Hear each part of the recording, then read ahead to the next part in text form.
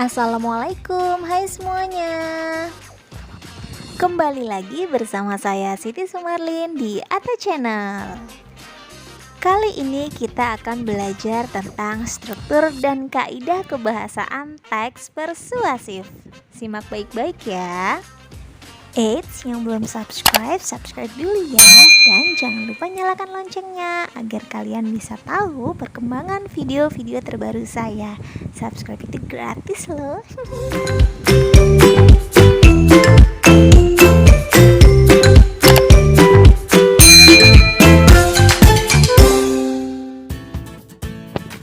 Hai, assalamualaikum warahmatullahi wabarakatuh. Apa kabar kalian? Mudah-mudahan selalu sehat ya. Nah, sekarang kita akan belajar tentang struktur dan kaidah kebahasaan teks persuasif. Kalau kemarin kita sudah membahas tentang teks persuasif secara umum dari identifikasi ya, pengertiannya, ciri-cirinya. Nah, sekarang kita akan belajar tentang struktur dan kaidah kebahasaannya. Tetapi sebelumnya kita simak dulu ya tujuan pembelajaran kita hari ini.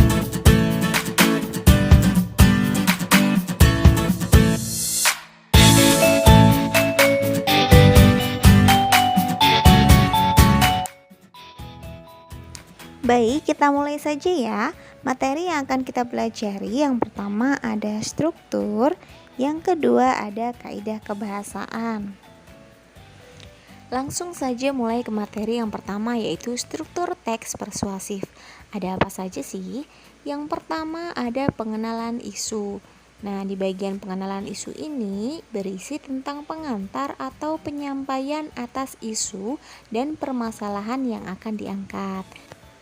Jadi di pengenalan isu ini penulis mengenalkan terlebih dahulu topik apa sih yang akan dibahas dalam teks tersebut gitu. Struktur yang kedua adalah rangkaian argumen, berisi tentang sejumlah pendapat penulis tentang isu yang diangkat. Kemudian struktur yang ketiga adalah pernyataan ajakan. Pernyataan ajakan merupakan inti dari teks persuasi yang berisi dorongan atau ajakan kepada pembaca untuk melakukan sesuatu. Ya, struktur yang terakhir ini ada penegasan kembali. Nah, penegasan kembali ini ya berisi tentang pernyataan-pernyataan yang memang berfungsi untuk menegaskan kembali apa yang sudah dijelaskan. Nah, itu tadi 4 struktur teks persuasif. Nah, untuk lebih jelasnya kita bisa lihat di contoh ya.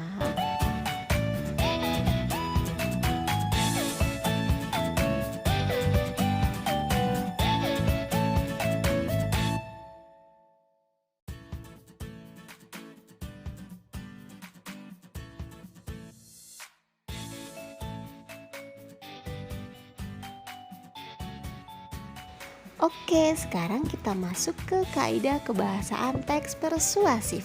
Ada apa aja sih? Yuk simak baik-baik ya. Kaidah kebahasaan yang pertama adalah menggunakan kata-kata bujukan. Contohnya harus, wajib, sangat perlu, dan lain-lain. Yang selanjutnya yaitu menggunakan kata kerja imperatif. Nah, udah tahu belum imperatif itu apa? Imperatif itu merupakan kata kerja perintah. Jadi dia biasanya menggunakan akhiran lah, itu menandakan kalau dia perintah. Contohnya ada tunjukkanlah, waspadalah, jadikanlah, dan lain-lain. Nah, yang selanjutnya ada menggunakan kata kerja mental. Nah, kata kerja mental ini nama lainnya yaitu kata kerja tingkah laku. Nah, pengertiannya apa? Untuk kata kerja mental ini pengertiannya adalah bentuk kata kerja yang merupakan respon dari perbuatan gitu ya. Jadi untuk ciri-cirinya sih gampangnya, untuk kata kerja mental ini dia tidak disertai tindakan fisik yang nyata terlihat gitu. Contohnya khawatir, terharu, berpikir gitu. Nah, kita lihat deh contoh-contoh tadi itu kan memang tidak terlihat oleh mata gitu. Berpikir, kita nggak bisa kan melihat seseorang itu berpikir gitu, nggak bisa. Beda cerita dengan kata kerja yang makan, minum itu kan terlihat. Tapi kalau berpikir, khawatir itu kan tidak terlihat gitu ya. Jadi kata kerja mental itu adalah kata-kata kerja yang seperti itu. Kaidah kebahasaan yang keempat adalah menggunakan peristilahan yang sesuai. Sesuai dengan apa ya? Sesuai dengan konteks teks persuasi yang kita pilih. Semisal kita memilih pendidikan, berarti istilah-istilahnya yang terdapat dalam teks ya seperti kurikulum, silabus, psikotes, dan lain-lain. Jadi disesuaikan dengan konteks teks persuasi yang kita pilih ya temanya. Yang selanjutnya menggunakan konjungsi argumentatif. Nah, konjungsi argumentatif ini apa? Argumentatif berarti ya berisi pendapat. Jadi kalau menggunakan konjungsi ini pasti ada pendapat yang mengikutinya gitu. Contohnya, oleh karena itu, maka, karena gitu. Jadi sama aja konjungsi argumentatif ini sama halnya dengan konjungsi sebab akibat ya. Jadi dia membutuhkan argumen gitu. Karena, kemudian sebab, dan lain-lain. Yang keenam, menggunakan ungkapan bersifat data yang menyatakan rujukan. Contohnya, berdasarkan data bla bla bla, menurut pendapat bla bla bla, dan sebagainya. Yang terakhir, menggunakan pernyataan yang bersifat baik opini maupun fakta. Bisa kan ya bedakan antara opini dan fakta. Kalau opini berarti sesuatu yang belum terjadi, pendapat orang seperti itu. Kalau fakta ya yang telah terjadi, dia biasanya berupa data yang valid, kemudian angka, itu merupakan fakta. Baik, kita coba menganalisis sebuah teks persuasi ya. Jadi kita analisis dari segi kaidah kebahasaannya. Baiklah, ini dia teks persuasifnya. Perhatikan baik-baik, diamati baik-baik ya. Nah, setelah kita melakukan analisis, ternyata ditemukan kaidah kebahasaannya. Yang pertama yaitu bahwa teks tersebut menggunakan konjungsi argumentatif. Dibuktikan dengan apa? Yaitu dengan adanya kata karena, dengan begitu, jadi gitu. Kemudian yang kedua, terdapat ungkapan berupa data yang menyatakan rujukan. Terdapat di kata apa? Yaitu menurut analisis data.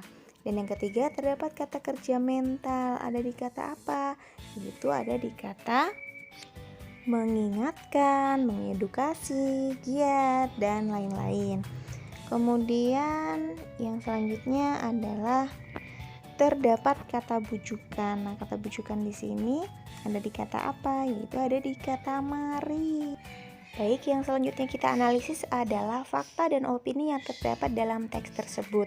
Nah, untuk fakta itu ada di kalimat menurut analisis data satelit bla bla bla sampai ke 1,3 kali luas Sumatera. Nah, itu termasuk dalam fakta.